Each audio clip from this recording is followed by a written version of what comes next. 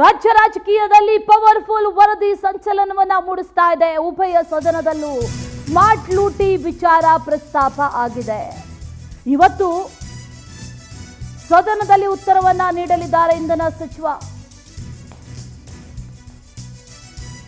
Smart ಲೂಟಿ ಬಗ್ಗೆ ವಿಸ್ತೃತವಾಗಿ ವರದಿಯನ್ನ ಪ್ರಸಾರ ಮಾಡಿತ್ತು ಪವರ್ ಟಿವಿ. ಸ್ಮಾರ್ಟ್ ಮೀಟರ್ ದಂಧೆ ಪ್ರಸ್ತಾಪಿಸಿ ಸರ್ಕಾರದ ವಿರುದ್ಧ ಕಿಡಿಕಾರಿದ್ರು ವಿಪಕ್ಷ ನಾಯಕರು. ವಿಧಾನಸಭೆಯಲ್ಲಿ ಬಜೆಟ್ ಮೇಲಿನ ಚರ್ಚೆ ಸಂದರ್ಭದಲ್ಲಿ ಪ್ರಸ್ತಾಪ ಆಗಿದೆ.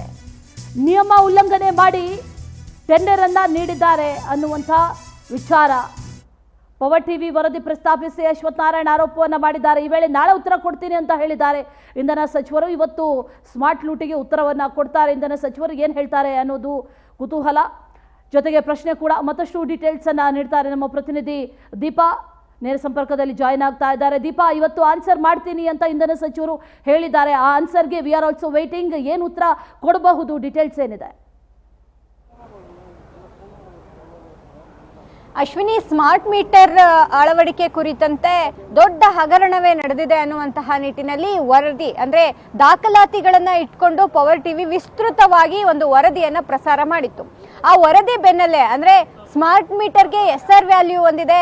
ಕಂಪನಿ, ಆ ಖಾಸಗಿ ಕಂಪನಿ ಅಂದ್ರೆ ಟೆಂಡರ್ ತೆಗೆದುಕೊಂಡಿರುವಂತಹ ಕಂಪನಿ ಒಂದು ದರವನ್ನ ಹಾಕ್ತಿದೆ, ಗ್ರಾಹಕರಿಂದ ಹಗಲು ದರೋಡೆಗೆ ಇಳಿದಿದೆ ಅನ್ನುವಂತಹ ನಿಟ್ಟಿನಲ್ಲಿ ವರದಿ ಪ್ರಸಾರ ಆಗಿತ್ತು.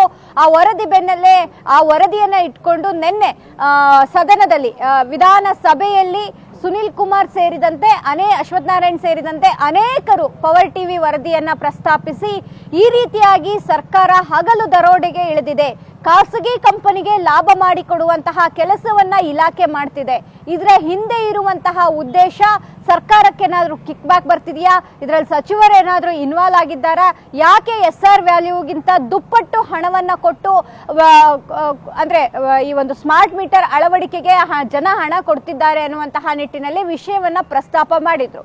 ಅಷ್ಟೇ ಅಲ್ಲ, ಸದನದಲ್ಲೇ ಉತ್ತರವನ್ನು ಕೂಡ ಕೇಳಿದ್ರು.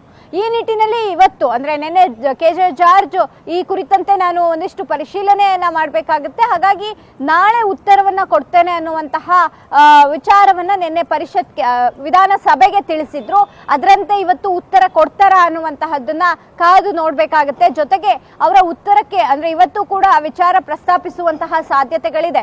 ಯಾಕಂದ್ರೆ ಇದು ದೊಡ್ಡ ಮಟ್ಟಿನ ಹಗರಣ, 1-2 ಅಲ್ಲ, ಸತತ 5 ವರ್ಷಗಳಿಗೆ ಕೊಟ್ಟಂತಹ ಟೆಂಡರ್ ಇದಾಗಿದೆ. ಆ 5 ವರ್ಷಗಳಿಗೆ ಕಂಪನಿಗೆ ಆಗುವಂತಹ ಲಾಭ ನೂರಾರು ಕೋಟಿ, ಸಾವಿರಾರು ಕೋಟಿ.